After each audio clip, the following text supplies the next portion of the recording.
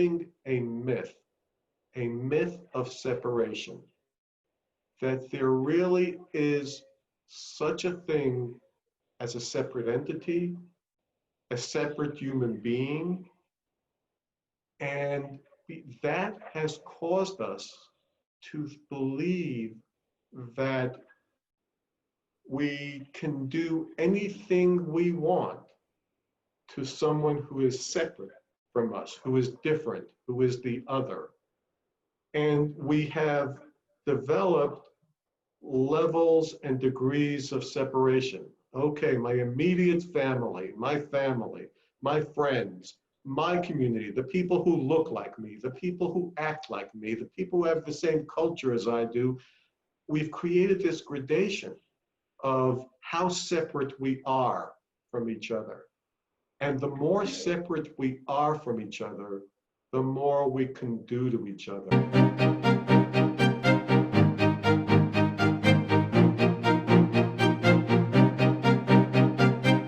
You are watching Profunda TV with host Phyllis Haynes.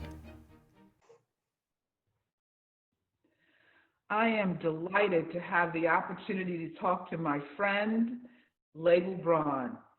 Not all of you have a resident philosopher in your life or a person who has extraordinary wisdom all the time. I am blessed. I am surrounded by great minds. This is one of them. This is one I'm proud to introduce you to. And we have a history that goes back because we shared a wonderful professor, Albert Haynes Smith, who is no longer with us. And it brought me and Lable closer together when we discovered that we shared the same scholar. And I'm lucky because I believe that Lable has the same attributes and wonderful mind as this great man, Albert Haynes Smith. So, Lable, I know that's a formal introduction and you don't like those, but I'm glad to see you and talk to you. So how are you? Oh, Phyllis, I'm wonderful because I'm speaking with you, and I mean that from the heart. I'm generally wonderful as well, but we have just, as you mentioned, such a connection. I can't tell you, as I look at what's going on in these times, how often I think, what would Albert have said about this? You know, and what a wonderful point of view he had. You never saw it coming because he just had a way of looking at things from so many different perspectives. I wish he were around now because in the time that we are in, with all of the events that have happened, I think Albert, as a Black man, even though that wasn't his calling card, he didn't use that, he would have a lot of interesting things to say about the time we're in. And I think that what is so magnificent about the time we're in, even though it's based on a tragedy that occurred, or several tragedies that have occurred, I think it's bringing us closer to the question of what does it mean to be human? And what is humane treatment? What is it? Do you have some insights on what you think it means to be human? I know that's a big question, but let's see if we can look at it a bit. Let me go first to humane, because that's an issue that really concerns me and ties into what I think it means to be human. One of the issues I have with how we see humane in our culture are the various forms of the golden rule that we have, which most often is stated in the form of do unto others as you would have them do unto you. Now, if you think about it, that's quite bizarre.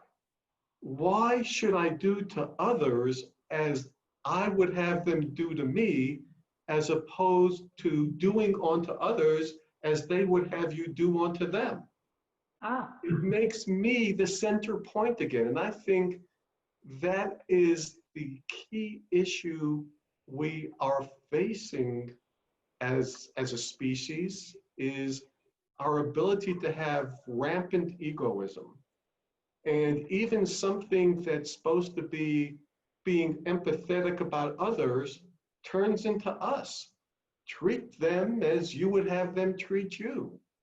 No, treat them as they would have you treat them. I think in all different areas that we're dealing with issues today, it comes down to that, to see yourself as part of the whole, as a participant in the whole. Even seeing yourself as a part of the whole separates you in some way. There's the whole, and then there's this part, and that's where I am. Instead of understanding everything is connected. Everything is connected. If we believe we can use things that are detrimental to the earth because because it makes our life more comfortable, the earth will remind us that we're connected. If we think we can use other human beings for our own ends, reality will remind us that we're connected. If we think we can be in quote unquote relationships and just try to get the best benefit for ourselves rather than treating the whole, I love what Joseph Campbell once said. In a relationship, if you sacrifice to each other, that is a recipe for disaster. But in a relationship, if you each sacrifice to the relationship, that is the recipe for bliss.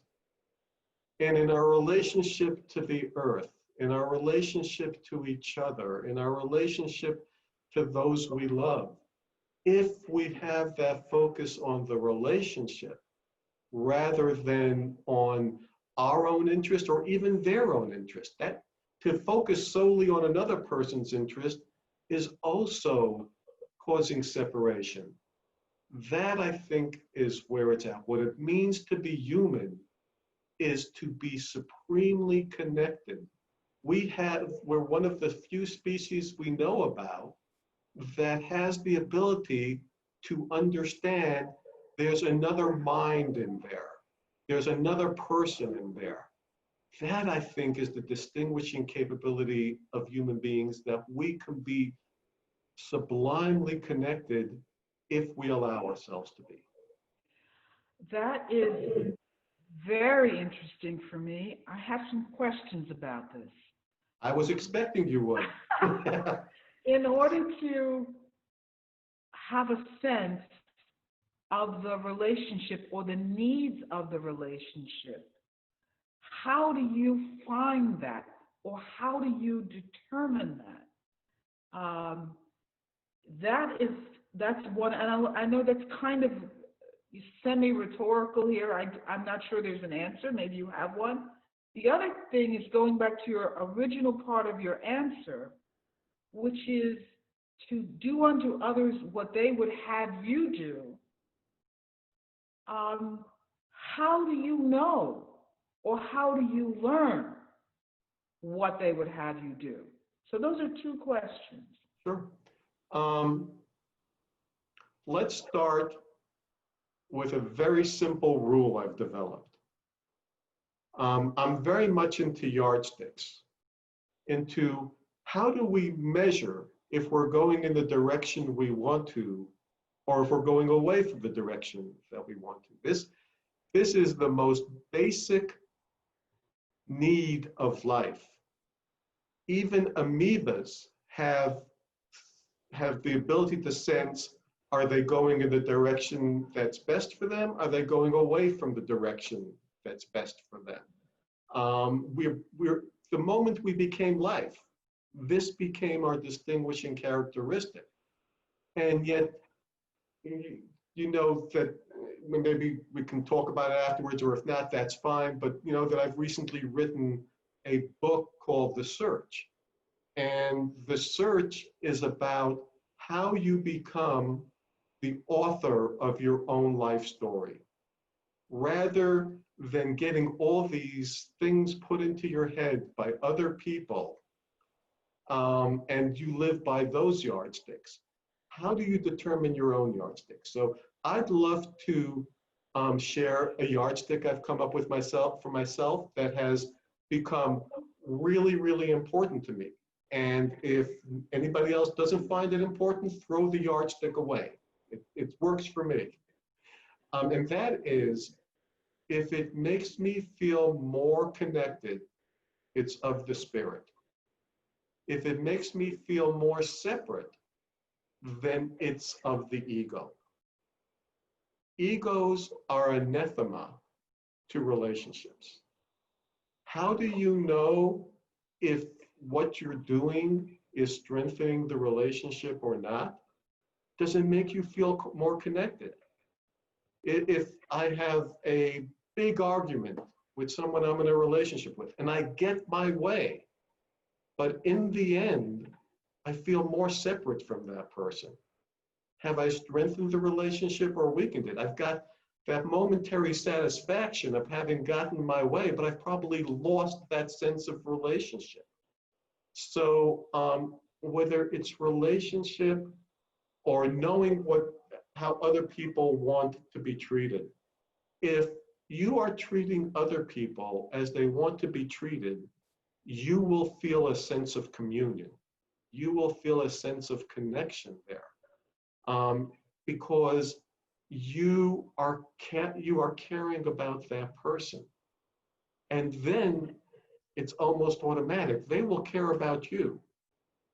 And because that good feeling, they want to keep it going. We've created this myth of self-interest that if I treat another person well, then they'll just keep wanting to take that treated well and they won't treat me back. That's not what really happens. There's this wonderful myth of Indra's net. Indra was the king of the Hindu gods. And he had this amazing net. Wherever two fibers intersected, there was a jewel. And every jewel in this net reflected every other jewel in this net. We are all reflecting each other. The main way we come to know ourselves is through our interactions with others. Imagine yourself in a totally unpopulated universe where there is nothing but you. That's the ultimate dream of the ego. But how would you know yourself if you had nothing to relate to? So it's an intrinsic sense of connection. We all know whether something is making us feel more connected or whether it's making us feel more separate. And we can decide what to do with that. Okay, so I'm going to push back. Not necessarily my feedback, but I want to just push back a little bit. I was hoping you would. Okay, but it seems to me that the people who are operating in the world with the idea of being connected to others, that everyone is connected, are often run over by others.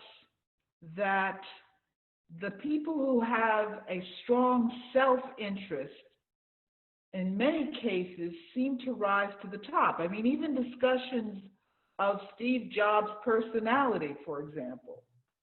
Film was made about it even. That people who are deeply engaged with what they think things ought to be and push their agenda seem to rise to the top. So I think connection is powerful. I'm not sure it's the only thing in the equation. There may be something else you need to bring to the party. So here we come back to yardsticks. I have found that most people I know go through life without a yardstick of what will constitute success. Again, they accept the external yardstick of what constitutes success. I've known many powerful and wealthy people, and Phyllis, I know your life I know you have known many more powerful and wealthy people than I have. How many of them would you like to live their life? How many of those people you've known would you like to live their life? Not one. So why would I then adopt their yardstick for success? I may not have as much money, I may not have as much power, but by my yardstick of success, which is feeling loved and feeling loving and and having deep relationships and understanding what life is all about. Whether or not I can do a damn thing about it, understanding what life is all about, that brings me a feeling of success. And I've had many opportunities in my life, as I know you have as well, to trade that for money and power.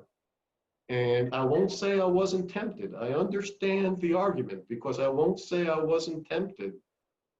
But in every case, I've been able to understand in that moment, maybe a little bit late to the party, but before it's too late, oh my goodness, this is exactly what it's like when the devil offers you a deal for your soul. And I've luckily been able to hold on to it. That is extraordinary. That is, I wrote a book some time back called Authentic Success. Ah, And the core of that book is precisely that, that real wealth is very unique for each individual and is not based on what you say is the current yardstick. I know a lot of very poor, very wealthy people. yes. So it's an interesting thing that we've come to the same place from different journeys. Well, but it's not necessarily surprising in that we did have a common mentor. And I know that there were many times that Albert was offered a deal for his soul and turned it down. I'm going to tell a quick Albert story. Since we're talking about Albert Hazen Smith, I might even show a second or two of him because his ideas were really special. You know, he existed before the internet. So I suspect if he were around today, he would be all over the map and everyone would know what he had to say. He used to, as you know, become a corporate consultant to some of the top people in the world because they loved what he had to offer. But I want to tell you my first encounter with Albert. So I was at NYU, and I had to take a remedial class. I admit, true story, I had to take a class to make up for one semester. And I was given a class in classics. And I was happy with that because I was always interested in Greek mythology, etc. So I walk into this room, and this very handsome young black man is standing in front of the room. And in those days, we had registration cards. So I handed him my registration card and I said, "Would you give this to the professor when he comes?" He was very polite. He took my card. He didn't even say to me, "I am the professor." I sat in my seat and the lecture began. And of course, my mouth was open because out of it came such incredible brilliance from him. And I aced that class. It was an exquisite journey into the classics. And he was humble and taught a lot. Anyway, I know I depart from what our purpose is, but anyone who's watching, has been watching this program knows, you know, what made me interested in philosophy? What made me want to come after people like you? Why do you, Lable, still continue with it? This is why I shared that story, because we were so inspired by this extraordinary individual. You can share your story if you like. Yes, the thing that impressed me the most about Albert was the greatest lesson in integrity I've ever seen. I met him while in college. He was teaching the classics there and teaching ancient Greek. And he had devised this learning method. It was amazing. And he was teaching some mainstream classes and some Sikh classes. And if people don't remember Sikh, that was a program where you would get federal funding for being able to teach underachieving minority students. Albert used this method, and his student, and these were classes in ancient Greek, not an easy thing to learn. Anybody can try if they want, and then let me know if they think it's an easy thing to learn. And he had these minority students achieving at an A level, not only at the Sikh standards, but at the mainstream standards. They were A students. And the administration called him in and said, stop doing that. I see the surprised look on your face. Albert had the same look. And they said, you don't understand. We get funding if they're underachieving students. If you turn them into achieving students, we don't get funding. So stop doing that. And he refused. And at the end of the semester, he was gone. But he had his own measure of success. He had his own measure of what was enough. He had enough. And he's had enough of that kind of bureaucracy. And I believe that it was shortly after that that he went into the corporate world as an advisor. Specifically, I think he took his teaching method to Bell Labs, if I remember correctly, and they incorporated into a lot of their learning theories. So the man was brilliant. He had tremendous insight, and he had integrity. And the word integrity, I think it goes back to what we were talking about. Integrity means you're all together. There's only one of you. I remember when Abraham Lincoln was accused of being two-faced, he said, if I had two faces, would I be wearing this one? And so it's a matter of you are who you are, and you don't create personae for different situations.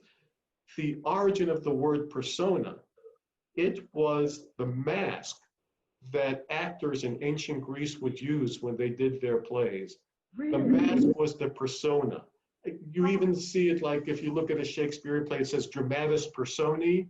That means the masks of the drama. These are the characters you will find in the drama. And we have raised it to a high level that we have a different mask, a different persona. We become a different person for every situation. How is it possible to be a person of integrity under those situations? You have taught me something new. Each conversation I have with you is edifying and helpful. So the origin of persona that we use commonly comes from the dramatic arts. Yeah. And you're making the point that Albert and you have found that being one whole person is more powerful than shifting who you are for every circumstance. Yes. And you know how Albert loved Greek drama and how I love Greek drama. The lesson there is it's okay to open yourself up to new personae, to learn from them, but to live as an integrated person. There is the poetics where we have an opportunity to learn from other people, and we can try them on. But as long as we understand that it's a mask that we're wearing temporarily and it's not us, and everybody knows it's a mask, it's possible to have that integrity while trying something on, as long as everybody knows it. Well, I think that's another program. I'm gonna let that seep in, and let's take us back to this question. We've looked at what is human, we briefly touched, in my view, on what is humane. Mm-hmm. So I want to revisit that question to see if I got it and to have you speak about it again. We have seen in recent times some inhumane treatment of people. In your view, how does this come about? I know I'm asking you big questions, but I like your grappling as much as your answers. For the last 3,500 years, and if you want, I can go into why I dated that specifically. For the last 3,500 years, we have been building a myth of separation, that there really is such a thing as a separate entity, a separate human being, and that has caused us to believe that we can do anything we want to someone who is separate from us, who is different, who is the other. And we have developed levels and degrees of separation. Okay, my immediate family, my friends, my community, the people who look like me, the people who act like me, the people who have the same culture as I do. We've created this gradation of how separate we are from each other. And the more separate we are from each other, the more we can do to each other. Whether it was slavery or the Holocaust or the horrible, horrible things we've been seeing recently, you can't do that to another human being. I mean, literally, you can't. There are internal mechanisms to keep us from doing that unless you dehumanize them first. And how do you dehumanize? You create separation and you say, I'm on this side of it, and all the people who are on this side of the separation are human beings. There's something less human about you. And there's less human and less human until you have no humanity in my eyes at all. And that, I think, is at the root of what we are experiencing and why I talk so much about connection. There's the Hindu saying, thou art that. If we understand truly what that means, not only as a catchphrase or you put it on a bumper sticker, to internalize this person I'm hurting is me, then self-interest doesn't even allow you to do that. Oh, I am so grateful that I know you, Lable Braun. Yes, I am of you. Thank you.